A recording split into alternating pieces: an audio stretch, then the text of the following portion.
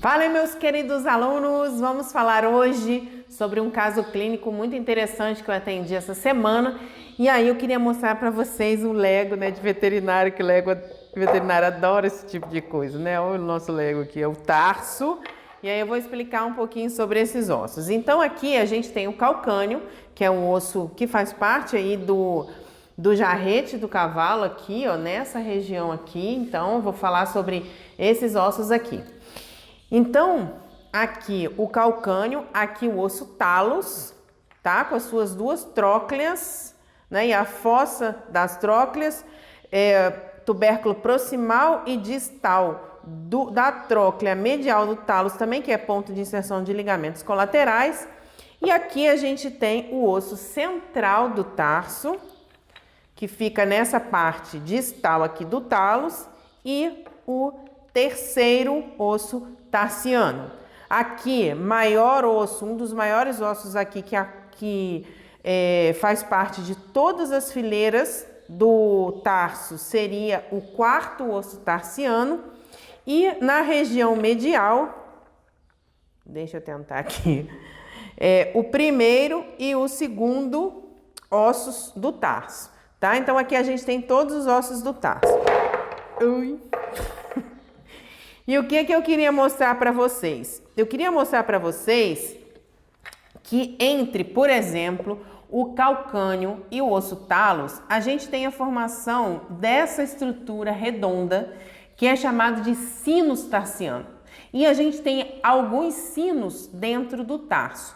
Para que servem esses sinos? Esses sinos são locais de passagem de ligamentos interósseos, que são ligamentos intraarticulares que controlam a rotação dessa articulação. Embora essas articulações sejam uma articulação dínglimo, ou seja, que só faz flexão e extensão, ela também tem um certo grau de rotação. E quem limita essa rotação, então, são os ligamentos interósseos que ficam dentro dessas estruturas chamadas sinos do tarso, ou sino tarsiano. Então, essas estruturas, elas podem se inflamar, né? O ligamento pode se inflamar e a gente pode observar na radiografia, uma vez que ultrassonograficamente a gente não consegue ter acesso a essas estruturas, simplesmente teríamos acesso na ressonância magnética. Então, a gente consegue ver na radiografia, em algumas situações, ou uma osteólise num processo inflamatório agudo, ou uma esclerose num processo já mais crônico. E é por isso que eu quero falar sobre esse caso desse cavalo que tinha uma inflamação dos sinos, na realidade, os sinos formado entre a tíbia e o osso talos, tá? E esse cavalo também apresentava uma manifestação biomecânica bastante interessante, né? Então, além do problema dos sinos, da inflamação dos sinos, esse cavalo também tinha outro problema e é por isso que eu quero falar isso com vocês hoje.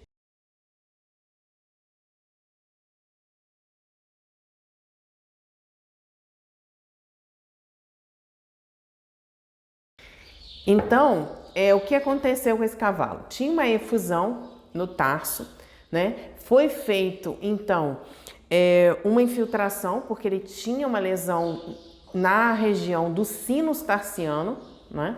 Depois de 40 dias, a gente foi fazer uma reavaliação desse animal e ele ainda apresentava um grau de claudicação. Então, esse grau de claudicação, eu realmente queria me certificar de que era ou não ainda dor da região do tarso. Então, o que a gente fez? A gente fez um bloqueio intraarticular da articulação tibiotársica e reavaliou depois de 10 minutos. Ele faz um mês, doutora, que infiltrou, amanhã. Dia 19. Então, eu fiquei com essa impressão no vídeo também, eu achei uma cantora.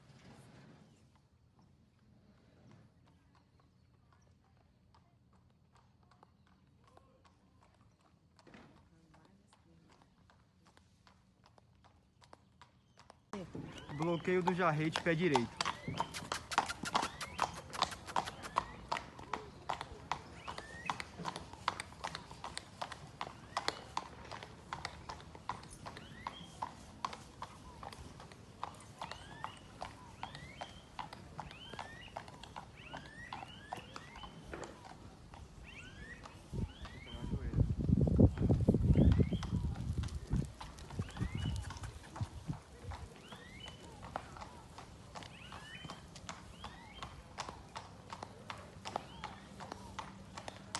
Esse cavalo continuou manco então, tá? E aí a gente desconfiou de outros problemas.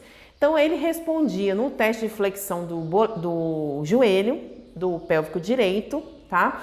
E aí eu fiz então uma imagem, uma avaliação ultrassonográfica da região do joelho e não encontrei nada significativo que justificasse aquele grau de claudicação que esse cavalo tinha. Só que uma manifestação biomecânica e uma posição antiálgica que esse cavalo adotava durante a inspeção dinâmica era o seguinte: ele fazia um movimento de rotação da pelve desse lado, né, para o lado direito, então. E aí, depois de uma análise termográfica também, a gente entendeu que esse cavalo apresentou também lesões da musculatura adutora, que é a musculatura responsável por trazer a perna do cavalo para dentro do centro de massa corporal, tá? E essa musculatura, né, onde ela se insere? Ela se insere nessa região do osso pubis, que faz parte do coxal, tá? Então a gente tem aqui o ilho, a gente tem o isquio e a gente tem o osso pubis. Então, nesse osso pubis se inserem os músculos adutores. Então, o que esse cavalo fazia?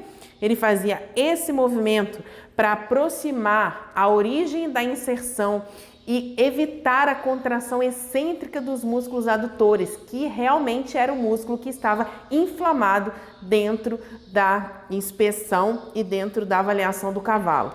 Então, tudo isso para contar, primeiro, a importância da biomecânica, né, nesse caso clínico, e também para mostrar que não só os problemas articulares podem estar envolvidos, mas muitas das vezes também ocorrem lesões musculares, né? E essas lesões musculares, elas podem sim ser raciocinadas e diagnosticadas com o uso da biomecânica, tá? Então, gente, era isso, o cavalo está em tratamento e aí eu queria mostrar para vocês a importância disso tudo.